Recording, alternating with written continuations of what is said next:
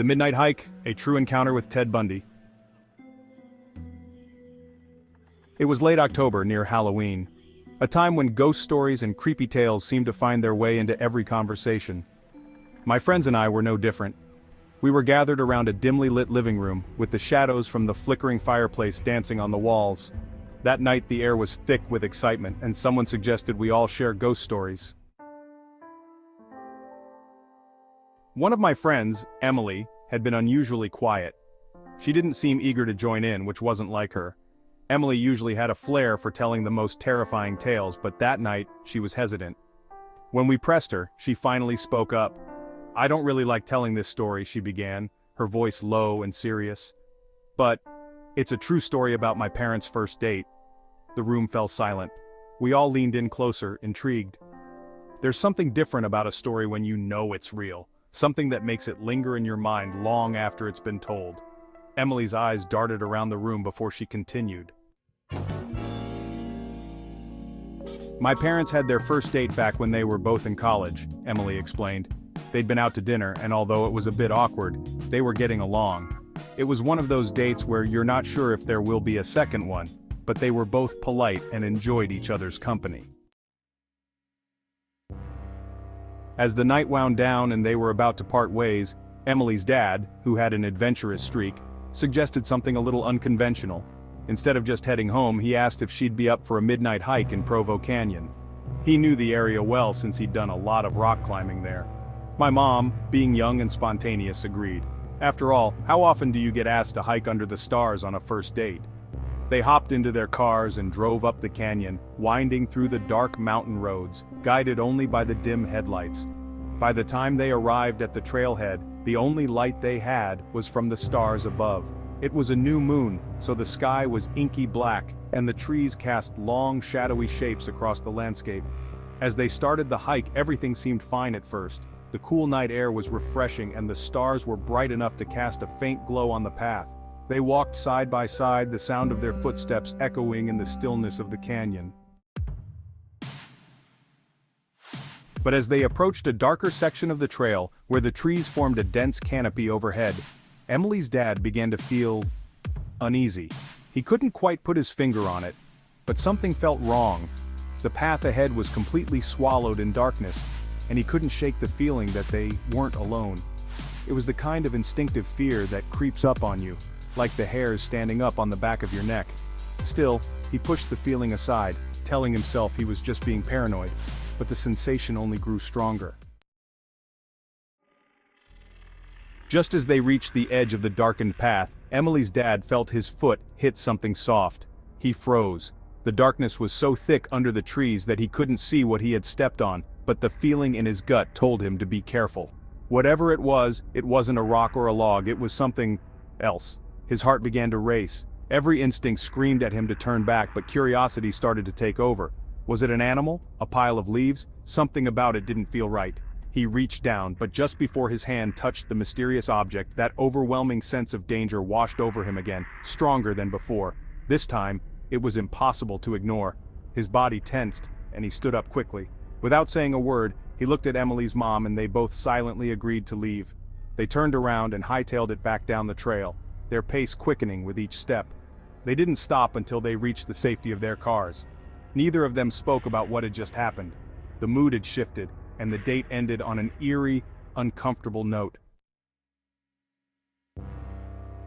Years passed, and the strange incident in Provo Canyon became nothing more than an odd memory, something they occasionally mentioned but never dwelled on. It wasn't until after they were married that the true horror of that night was revealed. One evening they were sitting together watching TV. There was an interview with Ted Bundy, the infamous serial killer. Emily's parents weren't particularly interested at first, but then something caught their attention. During the interview, Bundy was asked about his near misses, times when he had come close to being caught. And that's when it happened. Bundy started to describe one specific night, one that sounded eerily familiar. He explained how he had lured a young woman into Provo Canyon and had just finished killing her when he heard voices in the distance. He described how he quickly hid her body in the bushes beside the trail, then crouched down in the shadows, holding his breath as two people came walking up the path. Bundy watched as the man stepped right into the area where he had hidden the body. The man's foot had actually touched the corpse, but for some reason he didn't stop. He didn't investigate. Instead, the couple just turned around and left. Emily's parents sat there in shock as they realized that the man in Bundy's story was Emily's dad, and the night he was describing was their first date. They had been mere feet from Ted Bundy, with the body of his victim lying right under their noses. If Emily's dad hadn't followed his instincts and turned back, who knows what would have happened? Perhaps Bundy would have attacked them both, adding to his list of victims. To this day, Emily's parents never returned to Provo Canyon, and they never forgot that fateful night. The feeling her dad had, the one he couldn't shake, it had saved their lives. And even though they escaped unharmed, the memory of stepping so close to unimaginable horror still haunts them. Have you ever felt like you were being watched or sensed something wasn't quite right, only to later discover you were in real danger? Trust your instincts. Sometimes they're all that stands between you and a nightmare.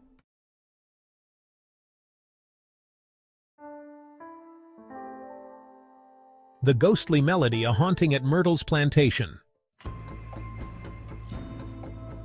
In 8th grade, I went on a school trip that would stay with me for the rest of my life. It was called the Louisiana Tour, a week-long journey to visit significant historical sites throughout southern Louisiana. We saw beautiful old architecture, sprawling plantations, and learned about the rich, and sometimes dark, history of the region. But one stop on the tour stood out among all the others: the Myrtle's Plantation. For those unfamiliar, Myrtle's Plantation is notorious for being one of the most haunted places in the United States. The moment we arrived, the air felt thick with history and something else. I didn't know if it was just my imagination, the stories I'd read online about the plantation, or if there was truly something in the atmosphere that felt, well, unsettling. We were part of a larger tour group, maybe around 25 people. We shuffled from room to room as our guide shared fascinating tales of the house's past. The plantation was filled with artifacts from another time: old portraits, antique furniture, and vintage chandeliers. Every creak of the floorboards seemed amplified. Every shadow seemed to dance just a little too much, but I brushed it off. After all, it was an old house. Then we entered the room. This room felt different. I couldn't explain it, but the moment we walked in, it was like the temperature dropped a few degrees. The tour guide started talking about the history of the room. Though, to be honest, I wasn't really listening. My attention drifted elsewhere. As I stood there, surrounded by my friends, something strange happened. I began to hear a sound, a single sharp piano key being struck. It wasn't loud, just a soft, isolated note, as if someone was pressing a key gently on an old piano. I glanced around the room, searching for the source of the sound, but I didn't see any piano. It struck me as odd, but I brushed it off as perhaps some noise from outside. Then, I heard it again. Ping. This time, I turned to my friend standing next to me, my face scrunched in confusion. "Did you hear that?" I asked them, hoping I wasn't the only one. They both looked at me, puzzled. "Hear what?" "That piano sound?" I said, my voice lowering. I could feel a strange sensation in the pit of my stomach, but I tried to stay calm. They gave me an odd look and shook their heads. "No, we didn't hear anything," one of them replied. But there it was again, ping, the exact same note, as clear as day, echoing softly in the room. I turned back to my friends. "You seriously don't hear that? It's happening again," I whispered, hoping they'd catch it this time. But they stared at me like I was losing my mind. I was starting to feel a little self-conscious. Maybe I was imagining it, I thought. Or maybe there was a logical explanation, like an old house settling, or wind playing tricks on me. But just as I was about to shrug it off, something caught my eye. Across the room, a woman, a complete stranger, was staring at me. She didn't say a word, but she had this intense look in her eyes. She slowly raised her hand, pointing at me, and then pointed to her ear. It took me a second to realize what she was asking. "Did you hear that too?" I nodded, relieved that someone else was experiencing the same thing. I wasn't alone in this. The guide continued speaking, but my focus was elsewhere. Then, as if on cue, the guide began to tell a story about the room we were standing in. She described a Confederate soldier who had once lived at the plantation, a man who had tragically died on the property. According to the legend, the soldier had been a gifted pianist, and many visitors over the years had reported hearing him play the piano, especially late at night. My heart started to race. Could it be? Was I hearing the ghost of a soldier playing his piano? The story seemed to match exactly what I was experiencing. The tour guide's voice droned on, but all I could focus on was that singular, eerie piano note that continued to haunt the air around me. As the tour ended, the group started to file out of the room, but I couldn't just leave without finding out more. I approached the woman who had noticed me earlier. I asked her, "Did you really hear it too? The piano?" She nodded, her expression a mix of confusion and nervous excitement. "Yes, I heard it the whole time, just like you," she said. "But my husband and son didn't hear anything. They think I'm making it up." We exchanged uneasy glances. It was a strange comfort to know that someone else had heard what I did, but it left me with more questions than answers. Why had only the two of us heard it? And why did it happen at that moment? As we left the plantation, I couldn't shake the feeling that we had experienced something beyond explanation. Was it the spirit of the Confederate soldier, still haunting the room, still playing his piano for anyone who cared to listen? Or was it just some strange, coincidental noise in an old, creaky house? To this day, I'm not sure what to make of it. But one thing is certain. I'll never forget the sound of that single piano key, echoing in a room filled with history, and perhaps haunted by something from the past. Have you ever been to a place with a ghostly past? Maybe you've heard something you couldn't explain? Share your stories in the comments below, and don't forget to subscribe for more chilling encounters like this one. After all, some sounds never really fade away.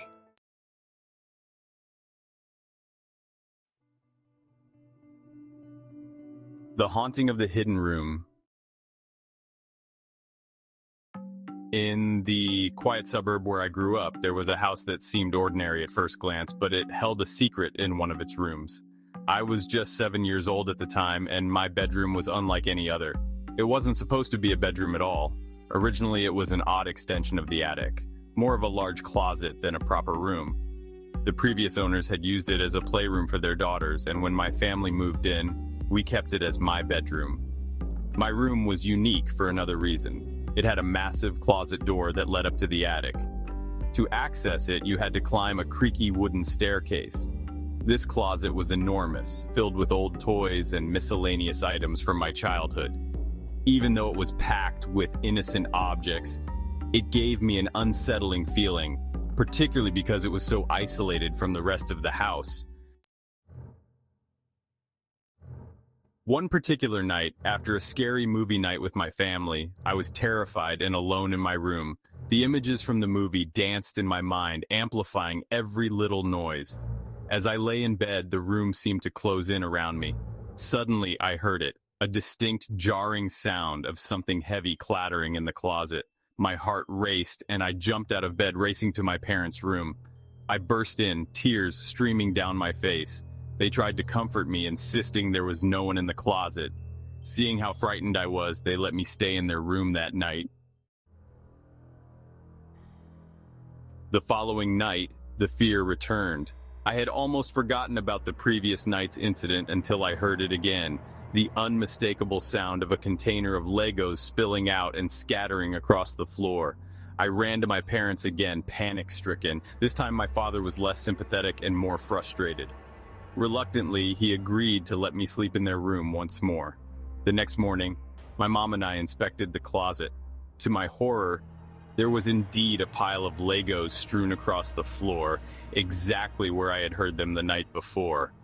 I thought this was undeniable proof of something sinister, but my mom reassured me that the container must have simply fallen over. That night, my father decided to lock his bedroom door, irritated by what he considered my nonsense. I lay in bed, unable to sleep, listening intently for any sign of movement. Hours seemed to drag by until, just as the silence was unbearable, it happened. The closet door slid open with a forceful creak. The moonlight that filtered through my window cast a chilling glow on the figure that stood by the closet door. In a moment of sheer terror, I let out the loudest, most blood-curdling scream I could muster. The figure, shrouded in darkness, leapt out from the closet and sprinted through my room, down the stairs and out the front door of the house. My mother, in a state of shock, rushed to my room, while my father, driven by a mix of anger and concern, bolted downstairs in a futile attempt to catch the intruder. Despite their efforts and the subsequent involvement of the police, no trace of the figure was ever found. The man, or whatever it was, vanished into the night, leaving behind a chilling memory that has stayed with me to this day. Even now, years later, I can't shake the image of that dark figure in my closet, nor the terror of that night. It's a haunting reminder that sometimes the scariest things are not the monsters in movies, but the very real fears that come creeping into our lives. Thank you for joining me on this unsettling journey into the past. If you've ever experienced something that still gives you chills, share your story in the comments below. Don't forget to subscribe for more chilling tales and hit the notification bell so you never miss a story. Stay tuned for more, and remember, sometimes the scariest things come from the darkest corners of our own homes. The Library of Echoes, a haunting encounter. It was a quiet night, too quiet for a school library, especially one that stayed open until 2 a.m. for procrastinators like me. I had a deadline looming with an essay due at 8 a.m., so naturally I found myself in the library late that night. The building wasn't very big, but it had a lower level known as the stacks. It was an eerie, windowless basement that housed most of the school's books. The stacks were isolated, quiet, and ideal for focusing on research. The layout was simple: a long, narrow hallway with entrances leading into 2 large rooms, both filled with towering shelves of books and a few scattered study desks tucked against the walls. I had chosen one of those desks, opting to stay downstairs to avoid trekking up and down the main stairs for more books. It was around 11 p.m., and the building had emptied out except for me and another guy sitting a few desks away. The 2 of us were the only ones left in the stacks. I had been down there for 2 hours already, my focus solely on my essay. Panic was starting to creep in as the deadline loomed closer, and I was completely zoned out. That's when it started. The sound of someone flipping through the pages of a book, fast. It was that sharp whipping noise books make when someone deliberately fans the pages to create a sound, almost like they were trying to get attention. I ignored it at first, hoping whoever it was would stop and leave, but they didn't. It kept going, the sound echoing through the room. After 5 minutes of trying to block it out, my patience snapped. Annoyed, I stood up, ready to confront whoever was making the noise. I took a few steps toward the source of the sound, and then silence. It stopped, just like that. I paused, confused, before slowly making my way back to my desk.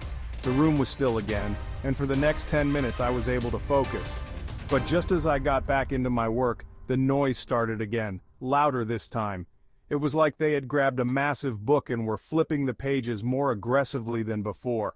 The sound filled the room, bouncing off the shelves and walls, making it impossible to ignore. The guy a few desks away was clearly just as frustrated as I was.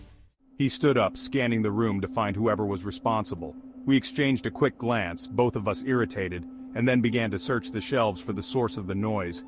He took one side of the room, and I took the other, moving down the rows of shelves. The sound was getting louder, closer, but we couldn't find anyone. We moved toward the far end of the stacks, near where the flipping seemed to be coming from, but no one was there. No shadow, no movement, nothing. The shelves stood still, looming over us. And yet, the sound continued. We hadn't seen anyone enter, and the only entrances were on the side we had been sitting on, so no one could have snuck in without us noticing. Then, just as suddenly as it had started, the noise stopped again. But as soon as we sat down, it happened again. The flipping noise returned, this time louder and closer than ever. It sounded like it was right next to the other guy's chair. His eyes widened, and without a word, he grabbed his bag, stuffed his papers inside, and muttered under his breath, "Screw this." He was gone in an instant, bolting toward the exit. I wasn't far behind him. The second he left, the cold realization hit me. I didn't want to be alone in that room. I threw my things into my backpack and raced out right behind him. My heart pounded in my chest as we both flew up the stairs, leaving the library behind us. That night changed everything. I haven't been back to the stacks since, at least not after dark. Even now, when I pass the library late at night, I feel a chill run down my spine, remembering those unsettling noises, the overwhelming feeling that someone, or something, was there with us in the stacks. Was it a prank, a trick of the mind, or something else entirely? I may never know, but one thing's for certain, I'm not going back to find out. Have you ever experienced something like this? A place that seemed to have a mind of its own, or maybe even a presence lurking in the shadows? Share your stories in the comments below, and don't forget to subscribe for more eerie tales that keep you up at night. After all, sometimes the scariest things are the ones we can't explain.